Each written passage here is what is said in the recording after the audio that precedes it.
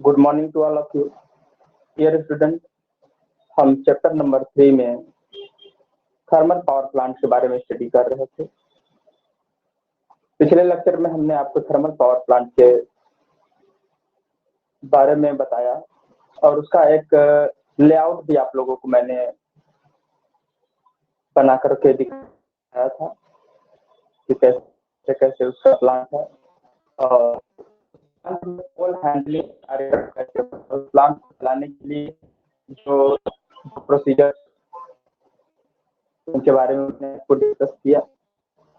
अगले लेक्चर में lecture number 12 हम आपको main part of the sir voice cut रही है, आपकी वीडियो रुक रहा है। तो थर्मल पावर प्लांट का मेन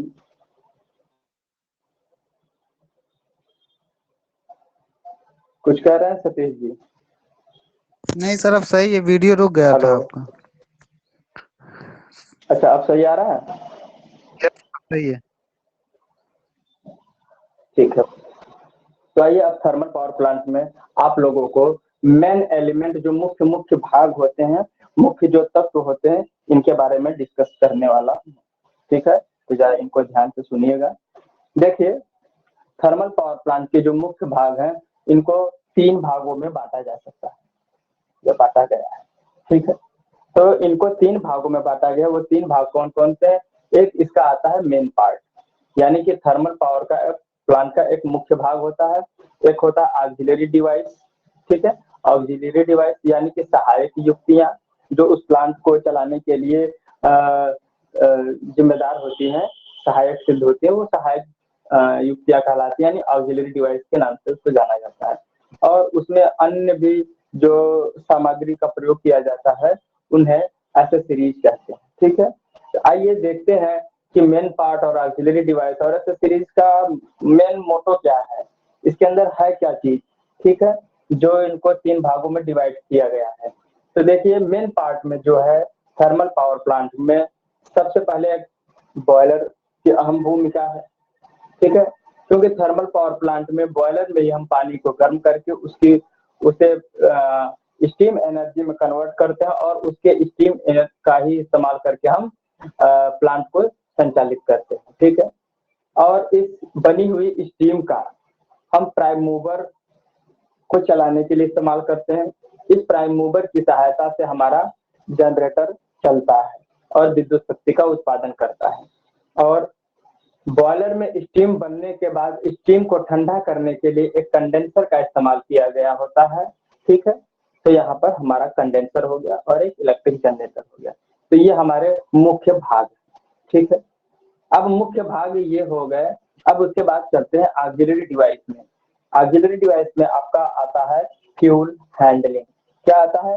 फ्यूल हैंडलिंग, अर्थात फ्यूल को कहाँ से मंगाना है, कहाँ उतारना है, कैसे उसको स्टोर करना है, उसको दहन के बाद जो राख बन के आएगी उस राख का हम डिस्पोजल कहाँ करेंगे, ये सारी चीजें इस एक्सेसरीज के अंतर्गत आएगी। तो देखिए, यहाँ पे फ्यूल हैंडलिंग का मतलब ईंधन की ढुलाई। क्या करते हैं? ईंधन की ढुलाई। ढुलाई का मतलब उतारने चढ़ाने और स्टोर करने से संबंधित बात है। ठीक है, अब उस फ्यूल को हम क्या करेंगे? फर्नेस में डाल करके उसको दहन करेंगे। ठीक है, दहन के फलस्वरूप जो ऊर्जा मिलेगी उस ऊर्जा से हम प्राइम मूवर को चलाते हैं और प्राइम मूवर से हमारा जनरेटर चलता है, विद्युत शक्ति का उत्पादन होता है। हुई ऊष्मा का हम कंडेंसर में डाल के कंडेंसेशन करते हैं। फिर उसके बाद तो वीडियो फंस रहा है सर, आपकी वॉइस कट रही है। जो हमारा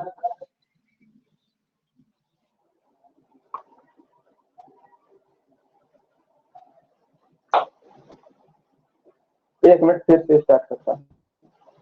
सर सही है, सही है।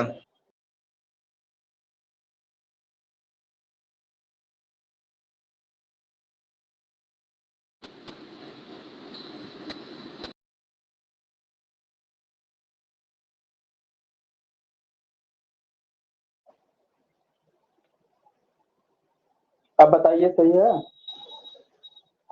Yes hello, sir, yes yes sir. चलिए ये तो ठीक है, सही है, ये तो अच्छी बात है।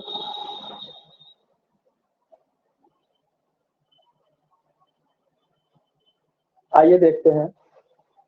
तो जब हम ईंधन का दहन कर रहे थे, ठीक है, तो ईंधन के दहन के बाद हमारे पास क्या बच के निकलता है? राख निकलती है। उस राख का हम क्या कर रहे थे? डिस्पोज कर दे रहे थे, यानी निस्तारण करना। डिस्पोजल का मतलब होता है निस्तारण करना, ठीक है। यानी कि जो हमारी राख बचती है उसको हम एक ऐसा स्टोरेज बनाते हैं जहां पर फ्यूल के दहन के फलस्वरूप प्राप्त जो राख होती है उसको हम वहां पर लेकर के स्टोर कर देते हैं। फिर उसके बाद डस्ट रिमूवर यानी कि मशीन के भागों में और फर्नेस में जो डस्ट वगैरह होते हैं इनको कैसे हटाएंगे, कैसे कलेक्ट करेंगे? तो एक डस्ट रिमूवर होता है जो इस डस्ट को रिमूव करना, साफ सफाई करने का काम किया जाता है।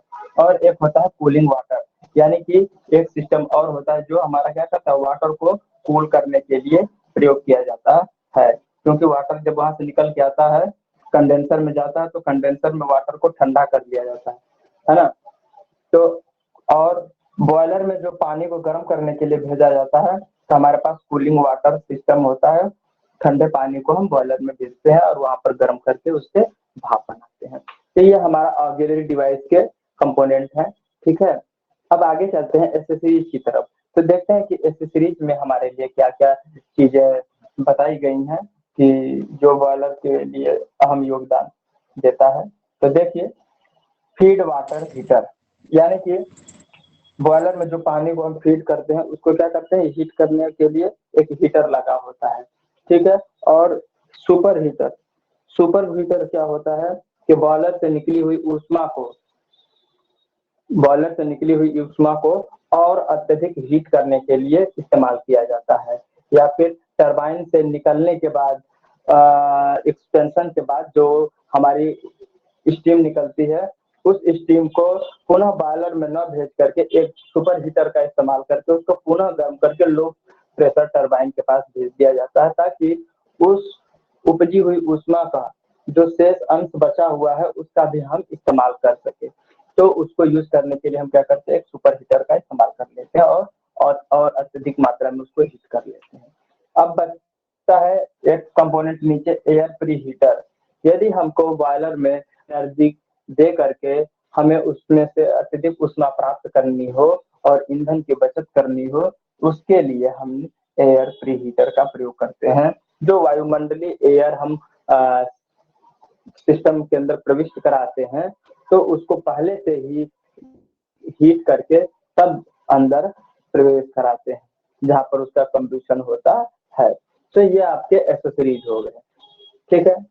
अब आइए क्लासिफिकेशन ऑफ बॉयलर। तो बॉयलर का जो क्लासिफिकेशन है, जो वर्गीकरण है, वो दो प्रकार से है। एक है फ्लू ट्यूब और फायर ट्यूब बॉयलर।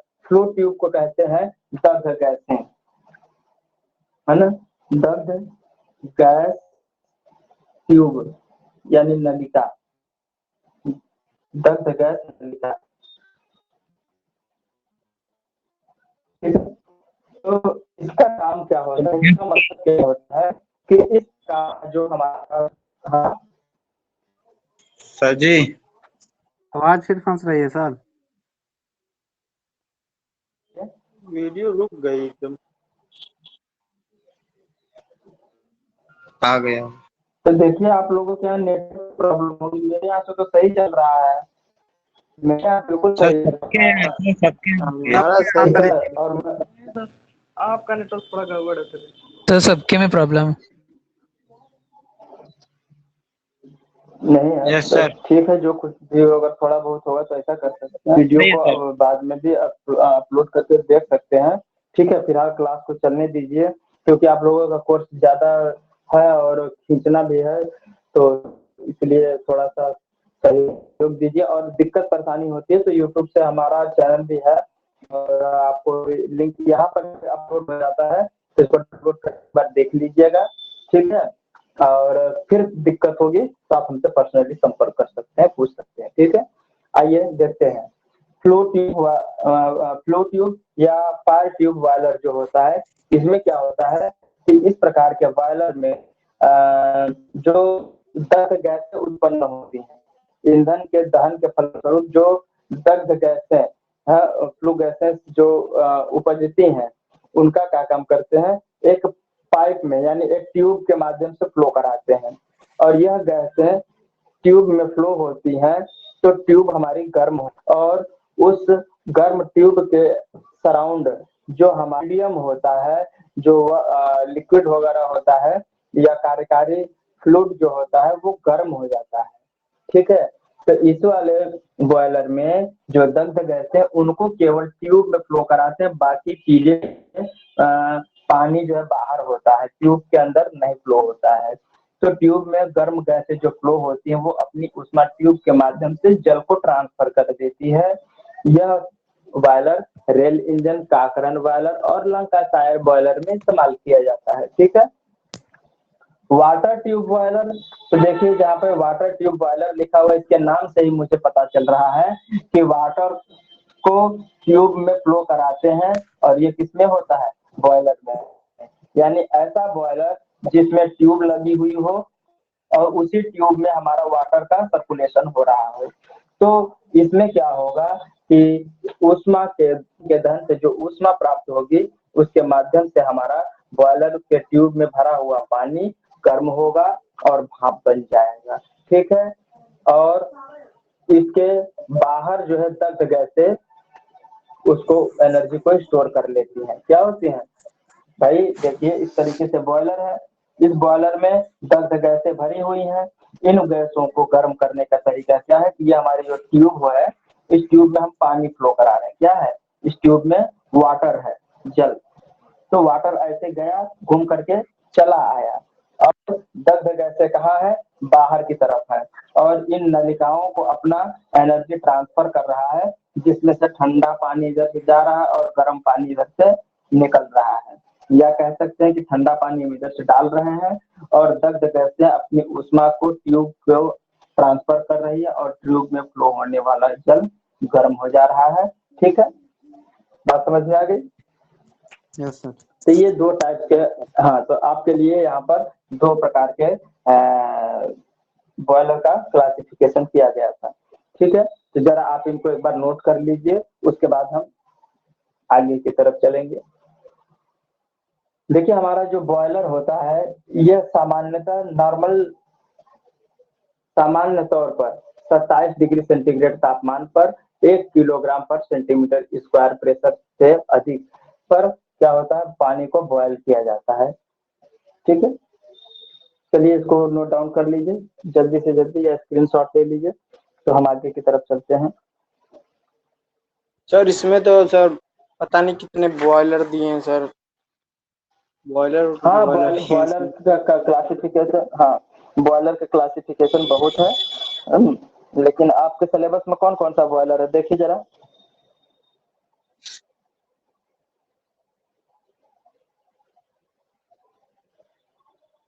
केवल एसेसरीज के बारे में चर्चा की गई है। ठीक है, कि कौन कौन से एसेसरीज होते हैं, जैसे फ्यूल हैंडलिंग क्या होता है, कंब्यूशन क्या होता है, कंब्यूशन इक्विपमेंट क्या होता है, प्रॉब्लम ऑफ अर्थ डिस्पोजल, ये यही सारे टॉपिक में पढ़ाऊंगा, बाकी चीजें मैं छोड़ दूंगा उसको। ठीक है, क्योंकि आपको यही एग्जाम में पूछे जाने वाले हैं, और इन्हीं के माध्यम से आपका वो होगा ना, कोर्स भी तो कंप्लीट करना है। सर जी सुपर हीटर एक बार बता दीजिए। आप लोगों को आगे पूछ दीजिए। सुपर हीटर एक बार बता दीजिए। बता दे रहा हूँ।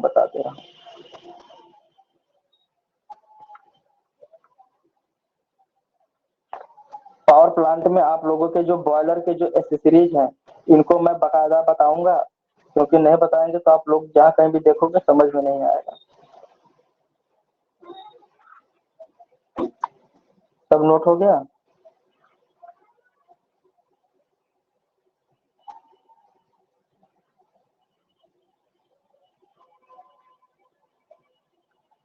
ठीक है, देखिए सुपर हीटर क्या होता है कि जो हमारी बॉयलर से उत्पन्न होने के बाद जो गैसें निकलती हैं, इनको सुपर हीटर, यानी इस तरीके से एक हीटर बना होगा, ये हीटर का सिंबल है ये। ठीक है, इसके माध्यम से क्या करते हैं इस गैस को, चाहे फ्लू गैसेस जो फ्लो हो रही है ना, फ्लू गैसेस, इनको क्या करते हैं, सुपर हीट करने का काम, मतलब अति तप्त, क्या कहते हैं इसको, अति तप्त। अति तप्त मतलब जो उसकी क्षमता नॉर्मली है इस प्लांट को गर्म, जैसे यहाँ पे हमने गर्म किया, तो जो उसकी उस समय ऊष्मा थी, टेम्परेचर था, जो तापमान था, उस तापमान से अत्यधिक तापमान पर गर्म करना या अत्यधिक तापमान पर लाने की प्रक्रिया जो किससे के माध्यम से की जाती है, सुपर हीटर के माध्यम से की जाती है। अगर मान लेते हैं, माना जाए कि यहाँ पर मान लिया जाए कि यहाँ पे 70 डिग्री सेंटीग्रेड तापमान पर हमारा या 100 डिग्री सेंटीग्रेड मान लेते हैं कि 100 डिग्री सेंटीग्रेड पर यहाँ पर भाप बना, ठीक है, या दग्ध गैसें कोई आ रही हैं यहाँ पर, तो उन गैसों को हम और भी ज्यादा हीट करने के लिए हम सुपर हीटर का प्रयोग करते हैं। पहले तापमान 100 डिग्री सेंटीग्रेड था, अब हम उसको चाह रहे हैं कि और अत्यधिक बढ़ाएं, तो सुपर हीटर के माध्यम से हम उसको बढ़ा सकते हैं उसके तापमान को, ठीक है। सर तो इसमें सुपर किस हीटर ईंधन का काम ये होता है। सर मतलब किस ईंधन कैसे गर्म किया जाता है, किस ईंधन का प्रयोग करके, यही बता दीजिए बस। नहीं, ईंधन का नहीं, देखिए जैसे ये हमारे पास बॉयलर है, ठीक है ना, तो इस बॉयलर में अगर यदि हम ट्यूब का प्रयोग किए हैं, ठीक है, तो इस ट्यूब में क्या है, फ्लू गैसेस है। कौन सी है, फ्लू गैसेस, यानी कि दहन करने पर जो गैसें बजती हैं, है ना, कार्बन डाइऑक्साइड को जलाते हैं या कार्बन मोनोऑक्साइड को जलाते हैं। बॉयलर में मैंने बताया ना कि बॉयलर में कई प्रकार का है, ठीक है। तो जब इन पदार्थों को हम गर्म करते हैं तो ये एक गैस क्रिएट होती है इसमें से, ठीक है। रासायनिक क्रिया के फलस्वरूप विभिन्न गैसें क्रिएट होती हैं, उन गैसों को हम इन ट्यूब के माध्यम से। सर इसमें ईंधन तो सर मेरे कोयला और कोयले के साथ बिटुमिनस होगा ना। हाँ, जैसे कि देखिए कोई भी बॉयलर हो, तो ये बॉयलर में क्या होता है, ईंधन के रूप में कहीं कहीं कोयला का इस्तेमाल होता है, ठीक है, कहीं कहीं क्या इस्तेमाल हो रहा था आपका, पारा, मरकरी का इस्तेमाल हो रहा था, है ना, कहीं कहीं क्या इस्तेमाल हो रहा था कि कार्बन मोनोऑक्साइड इस्तेमाल हो रहा था, ठीक है, और क्या इस्तेमाल हो रहा था, और कौन सी गैसें इस्तेमाल यूज की जा रही थी, मैंने नोट कराई थी आप लोगों को, देखिए।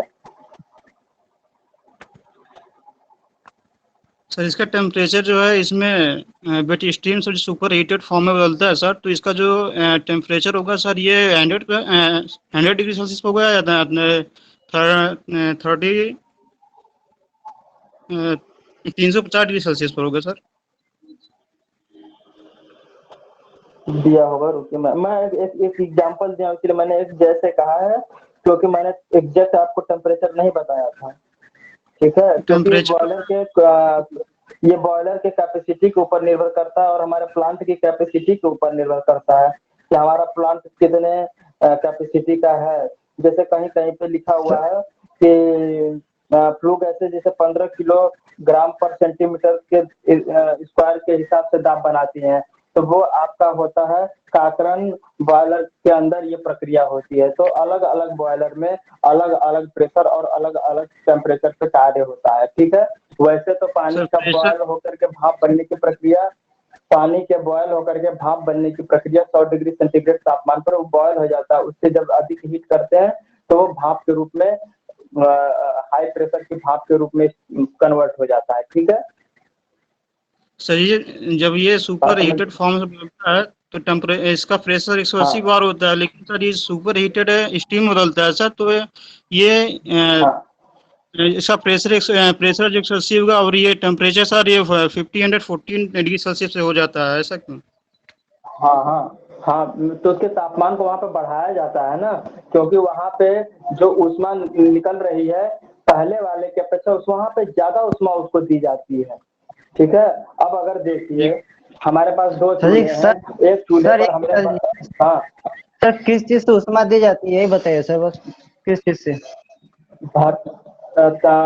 ऊष्मा जो दी जाती है आपकी कोयले के जलने के फलस्वरूप जो ऊष्मा मिलती है, हीट मिलती है, कोयले को जलाते हैं, बॉयलर के नीचे फर्नेस लगा होता है, ठीक है, ये जो बॉयलर होता है, बॉयलर के नीचे फर्नेस लगा होता है, ठीक है, फर्नेस यानी भट्ठी लगी होती है। इस भट्ठी के माध्यम से उसको जलाते हैं कोयले को, वो कोयले से जो ऊष्मा, जो गर्मी प्राप्त होती है, उस गर्मी से हम पानी को हीट कर रहे हैं। सर सुपर हीटर बताइए। हाँ, सुपर हीटर में जब यही पानी वाली जो स्टीम बन के निकलती है, इसी स्टीम को टरबाइन में जब हम ले करके गए मेरे विद्यार्थियों, तो टरबाइन में एक्सपेंशन के बाद जब दूसरे वाल्व से इसके निकलता है, तो इस स्टीम का प्रेशर कुछ कम हो जाता है। इस स्टीम का यहाँ पर प्रेशर टरबाइन से निकलने के बाद इसका प्रेशर टरबाइन में इंटर करने वाली प्रक्रिया, यहाँ पे जब इंटरिंग प्रक्रिया हो रही थी, यहाँ पर जो प्रेशर था उस प्रेशर की अपेक्षा टरबाइन के एग्जिट वाल्व से निकलने पर उसका प्रेशर लो हो जाता है। इसी लो प्रेशर को और अत्यधिक प्रेशर और अत्यधिक तापमान पर बनाए रखने के लिए हम सुपर हीटर का प्रयोग करते हैं।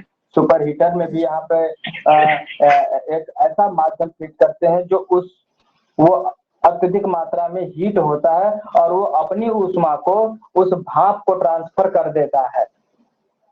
अपनी ऊष्मा को क्या करता है? भाप को ट्रांसफर कर देता है। ठीक है, hello, yes sir, yes sir. यहाँ पे सुपर हीटर का मतलब एक ऐसा हीटर है, एक तो होता है हीटर, ठीक है, तो वो गर्म करने, बॉयल करने के काम आता है। लेकिन मान लेते हैं कि अगर ये हमारे पास हीटर है, मान लेते हैं ये हमारे पास हीटर है, हमने कहा कि ये 200 डिग्री सेंटीग्रेड तापमान तक गर्म कर सकता है, हमने इसको हीटर कहा। लेकिन सो वो नहीं कह रहे सर, मतलब समझ गए सर हीटर क्या है। और ये सब मेन इसका पूछना चाह रहे हैं कि सुपर हीटर के अंदर ऐसा क्या होता है जो ट्रांसफर कर देता है ये हीट, वो पूछना चाह रहे हैं अंदर क्या होता है इसका। सर इसमें कि सर लो प्रेशर हीटर होता है ना, जो ये हीट को देता है सर बॉयलर में। नहीं लो प्रेशर हीटर होता है। जैसे आपने देखा होगा गीजर वगैरह में भी हीटर में एक पत्तियां लगी होती है ना, वो पत्तियां लगी होती है और उन पत्तियों को एक हम आइसोलेट कर देते हैं ताकि डायरेक्ट पानी के संपर्क में ना आए। ठीक है, तो ये हीटर की पत्ती, जैसे ये देखिए गीजर है, गीजर में एक हमने ट्यूब बना रखा है। ठीक है, इस ट्यूब में हमने क्या लगा रखा है? हीटर लगा रखा है। ठीक है, और ये जब हीट होता है तो इसकी ऊष्मा, इसमें जैसे कुछ रेत या सैंड वगैरह कुछ भरा होता है, ठीक है, तो ये गर्म हो जाता है। ठीक है, जब ये गर्म हो जाता है तो इसके अगल बगल जो पानी है वो गर्म होगा। तो उसी प्रकार से जो सुपर हीटर होता है इसमें हीटिंग एलिमेंट लगा होता है। और यहाँ पर जब हमारी दग्ध गैसें या स्टीम वगैरह आती है, ठीक है, तो ये स्टीम जब इसके सराउंडिंग आती है इस एलिमेंट के चारों तरफ, तो वो क्या होता है कि इस हीटिंग एलिमेंट के सरफेस से जब टच होती है, संपर्क में आती है, तो वो गर्म हो जाती है। और यह गर्म जब होता है तो इसके तापमान कम से कम 500, मान लेते हैं कि 500 डिग्री सेंटीग्रेड तापमान है इस हीटर का। इस हीटर का सर वो ठीक है सर, 200 डिग्री सेंटीग्रेड तक ही हीट करने का। और सर वो ठीक है सर, वो पूछ रहा है ना सर, 500 डिग्री सेंटीग्रेड तक हीट करने की क्षमता है। तो अब इस पहले वाले हीटर की अपेक्षा दूसरा वाला हीटर जो है ज्यादा ऊष्मा दे रहा है, अर्थात इसको हमने अगर सिस्टम में अप्लाई किया तो इसको सुपर हीटर के नाम से हमने रिप्रेजेंट कर दिया। क्या कह दिया? Super heater. बात समझ में आई? सर वो पूछ रहा है कि सुपर हीटर चलता कैसे, एनर्जी कौन सी दी जाती है, जैसे इलेक्ट्रिक एनर्जी दी जाती है, किसके माध्यम से सुपर हीटर जनरेट होता है कि वो गर्म होता है फिर वो मतलब स्टीम को और भी गर्म कर देता है। सर फ्लो गैसों से होती है क्या? क्या क्या फिर से बोलिए, हम सुन नहीं पाते माइक। तो सुपर हीटर कैसे जनरेट होता है, मतलब उसका फ्यूल क्या होता है? फ्लूइड मतलब इलेक्ट्रिक पावर से जनरेट होता है, मतलब ये अलग से इलेक्ट्रिक पावर देते हैं जलाने के लिए? ऐसे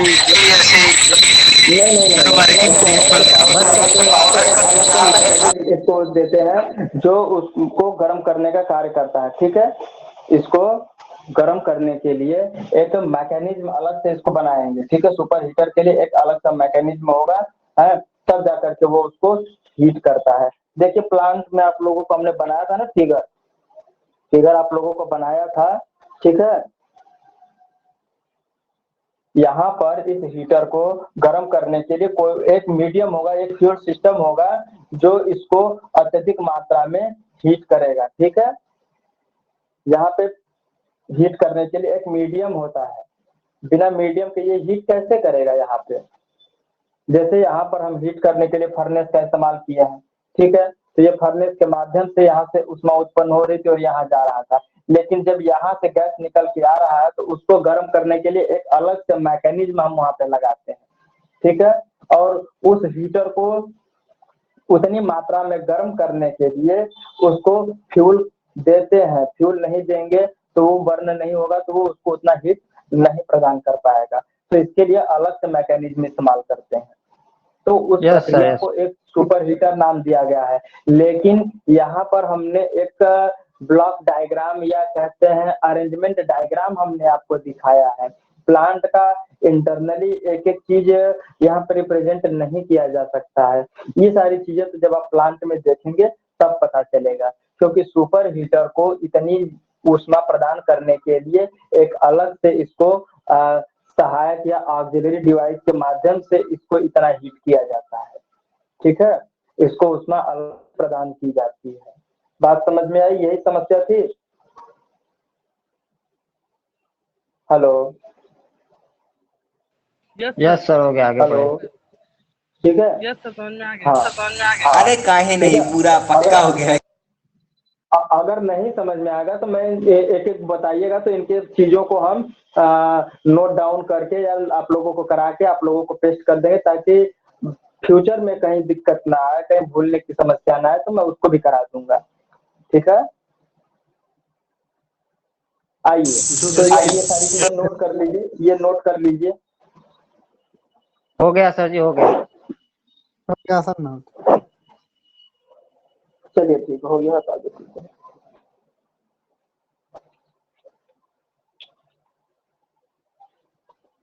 अच्छा, यहाँ तक हो गया, आगे क्या है इसमें। अब आइए देखते हैं कि बॉयलर का क्लासिफिकेशन अन्य तरीके से और भी किए गए हैं, ठीक है। तो बॉयलर का जो है दूसरा क्लासिफिकेशन, वह एक और भी क्लासिफिकेशन किया गया है, ठीक है। लेकिन इस क्लासिफिकेशन करने का मतलब क्या है। इस क्लासिफिकेशन के करने का मतलब यह है कि प्लांट में हमारा वह किस स्थिति में लगा हुआ है ना। तो स्थिति आधार पर भी बॉयलर को क्लासिफाइड किया गया है। जैसे कि मान लीजिए कि कुछ लोगों की स्थिति अच्छी है, तो वो भैया ईंट पत्थर का मकान बनवाते हैं, है ना, ईंटें और सीमेंट गिट्टी लगा करके सरिया वगैरह मकान बनवाते हैं। लेकिन कुछ लोगों की स्थिति उतनी अच्छी नहीं है, तो घर भी रहते हैं। उन लोगों की स्थिति उससे भी अच्छी नहीं है, तो वो क्या काम करते हैं, टेंट तंबू लगा करके तिरपाल डाल करके ही वो घर में रह लेते हैं। तो घर भी तो है, लेकिन कई प्रकार के हो गए कि नहीं हुए। तो इस तरीके से हमारा जो बॉयलर है, तो बॉयलर भी कई प्रकार से है। इस सिस्टम के अंदर यदि बॉयलर को ऊर्ध्वाधर खड़ा किया गया है तो उसको वर्टिकल या ऊर्ध्वाधर बॉयलर के नाम से जानते हैं। कोई हॉरिजॉन्टली प्लेस है, तो इस तरीके से बॉयलर सिस्टम के अंदर फिट है, कोई बॉयलर सिस्टम के बाहर फिट है। तो वीडियो कट रही है। पर भी भागों में डिवाइड, इसके आधार पर भी बॉयलर को कई भागों में डिवाइड किया गया है। आइए देखते हैं कि वह क्या हो सकते हैं, ठीक है।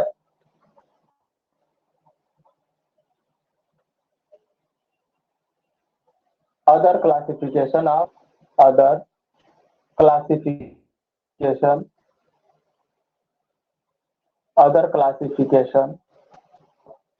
बॉयलर। तो बॉयलर के अन्य क्लासिफिकेशन क्या है, तो देखिएगा, internally fire boiler, internally fire boiler, ठीक है। दूसरा है एक्सटर्नल, सॉरी एक मिनट रुक जाइए, इसका हम डायग्राम बहुत ढंग का बनाए हुए कि उसी तरह बना देता हूँ, इस तरह से बनाइएगा। यहाँ तक दिख रहा है? ठीक है, यहाँ तक दिख रहा है तो अच्छी बात है। देखिए, बॉयलर को अन्य भागों में इस प्रकार से डिवाइड किया गया है। पहला है भट्ठी की स्थिति,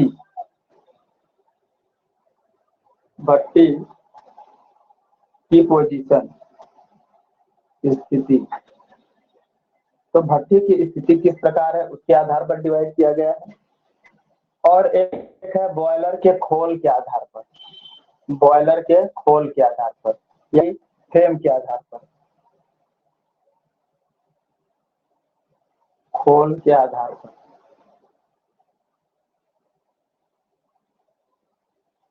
खोल के आधार पर। उसके बाद नेक्स्ट है उद्देश्य के आधार पर, उद्देश्य के आधार पर।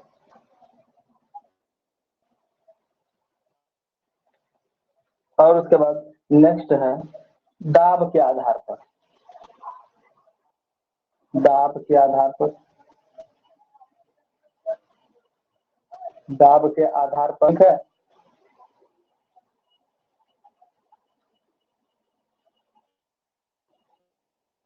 अब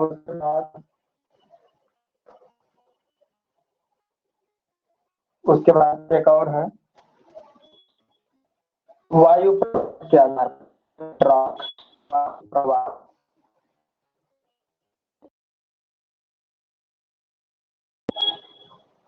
ठीक है। उसके बाद है वाटर ट्रांसमिशन यानी जल संचार, जल संचार। कि जल को प्रवाहित किस प्रकार से हम कर रहे हैं यानी वाटर का सर्कुलेशन क्या है। और एक है प्राकृतिक ईंधन के आधार पर, ठीक है, ईंधन की प्रकृति के आधार पर, ईंधन की प्रकृति के आधार पर। ठीक है। तो इन 8 1 2 3 4 5 7 1 फुट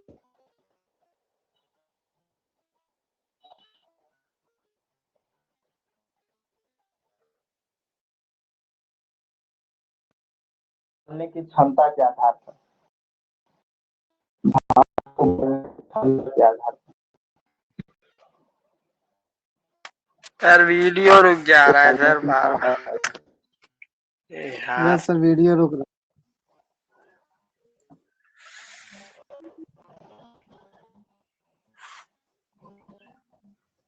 सर आवाज भी नहीं आ रही है। हाँ, करने की क्षमता के हमने तक कि अब होगा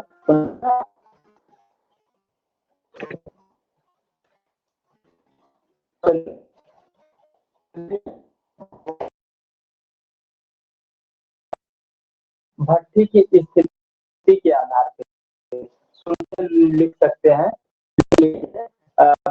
अन्य अन्य तरीके से भी वर्गीकृत किया गया है। पहला पॉइंट डालिएगा भट्ठी की स्थिति के आधार पर, दूसरा है बॉयलर के खोल के आधार पर, के उद्देश्य के आधार पर तथा बॉयलर के दाब के आधार पर वर्गीकृत किया गया है। और एक है के आधार पर वर्गीकरण किया गया है। वाटर सर्कुलेशन के आधार पर बॉयलर का वर्गीकरण किया गया है और ईंधन की प्रकृति के आधार पर किया है। और भाप की क्षमता वीडियो रुक गई है। सर वीडियो नहीं आ रही है। वीडियो मेरे यहाँ से प्रॉपर चल रहा है।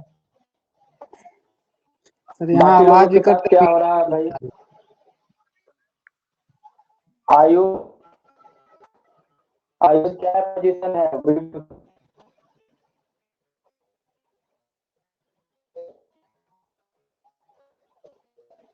एक बार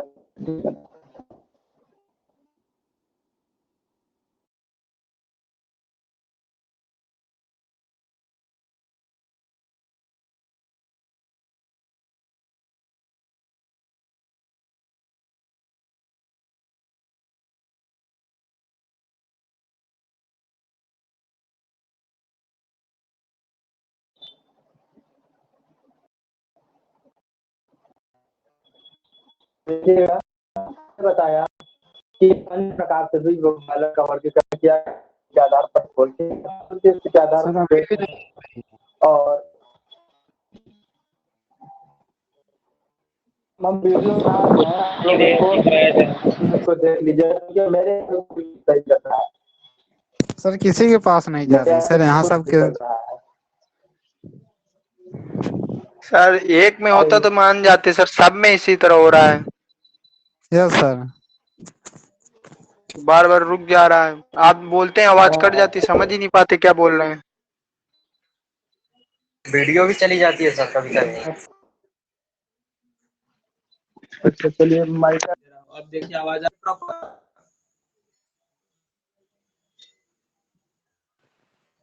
सही है सर आपका, आवाज आ रही है? नहीं सही है सर, माइक सही है आपका, हाँ? नेट नहीं सही है। अच्छा, यहाँ से तो फुल नेटवर्क दिखा रहा है। चलिए मैं वीडियो अपलोड करके रख दे रहा हूँ, है ना। कोई दिक्कत आएगी तो उसको वीडियो देख लीजिएगा, समझ आएगा तो मुझे पूछ लीजिएगा। मेरा नंबर आप लोगों को नोट कर लीजिए। उधर बारिश हो रही है क्या सर? हाँ, बढ़िया खिला हुआ है प्रॉपर भी है। ये कि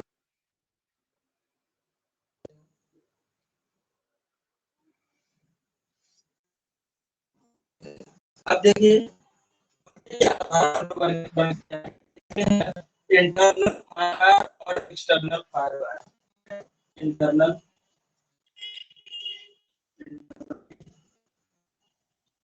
फायर और एक्सटर्नली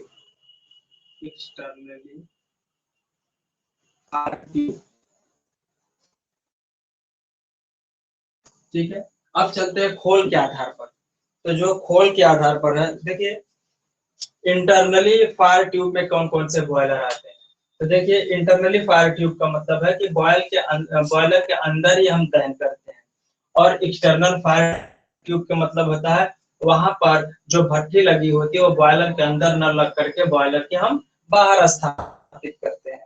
ठीक है, यानी कि इंटरनल जो बॉयलर के अंतर्गत होती है उसमें भट्टी बॉयलर के खोल के अंदर होती है। ठीक है, यह स्थिति कहाँ होती है? रेल और लंकासायर बॉयलर में होती है। रेल इंजन या लंकासायर बॉयलर कहते हैं। ठीक है, लंकासायर। तो ये दो प्रकार के जो बॉयलर होते हैं इंटरनली फायर ट्यूब का इस्तेमाल किया गया होता है, और एक्सटर्नली फायर ट्यूब के अंतर्गत क्या होता है? भट्टी के खोल के बाहर लेकिन चिकनाई भीतरी सतह पर क्या लगाते हैं? बैकअप और बिलकॉक्स।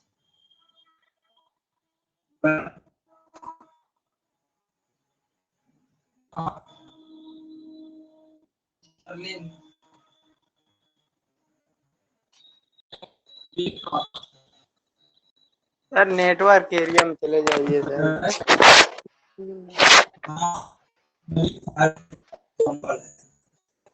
अब चलते हैं वीडियो आ रही है सतीश? नहीं आ रही है, नहीं आ रही वीडियो। नहीं आ रही है? Yes sir. तो आज अगले लेक्चर कर देते हैं कि नहीं हो फिर आप लोगों को भी दिक्कत हो। ठीक है, क्या बोले सर? हेलो, तो क्या बोल रहे हैं? आपके अगले लेक्चर में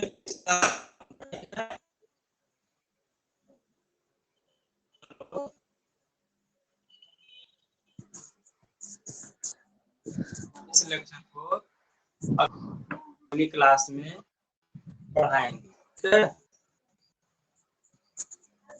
ठीक है सर। आप सुन पा रहे हैं? जी सर, कट कट के आवाज आ रही, क्या करें। कह रहे हैं नेक्स्ट लेक्चर फिर से पढ़ाएंगे, ठीक है। Okay sir. और क्लास को यहीं पे हम क्लोज कर रहे हैं, ठीक है। Yes sir. Okay sir. इसके बाद कब पढ़ाएंगे? अगले लेक्चर में अगले इस चीज को फिर से डिस्कस करेंगे। Okay sir. Okay sir. ठीक है। हाँ, ओके, थैंक यू क्लास।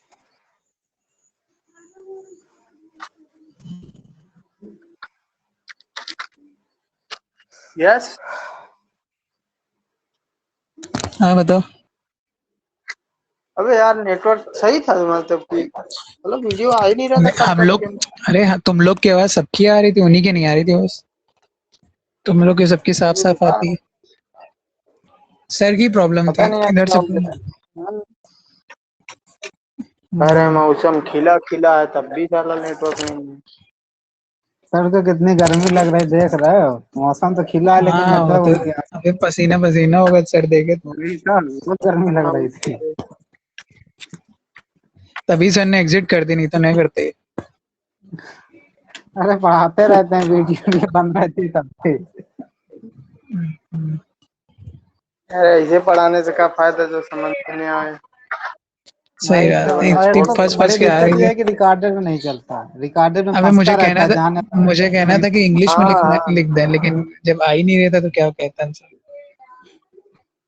तुम कल तो करे तो थे। क्या? कल अरे कहे तो थे सर से मंदिर से, मगर देख रहे हो अभी तो आज भी अरे हिंदी में लिखेंगे। हाँ नहीं, जैसे खोल ओल लिख रहे थे ना, खोल के आधार पे तुम्हें पूछना था उनसे, खोल ओल क्या भैया इंग्लिश में लिखेंगे। तो जब सर ही नहीं पैक सुन पा रहे थे तो मैं क्या क्या बोलूं इनसे। खोल को पैक कहेंगे। पैक के आधार पे। साला मजाक चल सही रहा है, है। सही है। बताओ, इसमें बस सतीश बोल रहा है और कौन बोल रहा था, एक सुजीत बोल रहा था, बाकी किसी से मतलब ही नहीं नेटवर्क आए चाइना है। पता ना कैसे पढ़ रहे हैं यार। वही तो। हाँ ये देखो मैं कमेंट नहीं, में भी रवि भी तुम लिखा लोग है। बोलते रहते हो ना, इसलिए कोई नहीं बोलता है। बस कुछ नहीं आ रहा सर, सर जी कुछ नहीं आ रहा, ऐसे ही क्लास चल रहा, जय श्री राम जय श्री राम। बहुत सही रवि तो।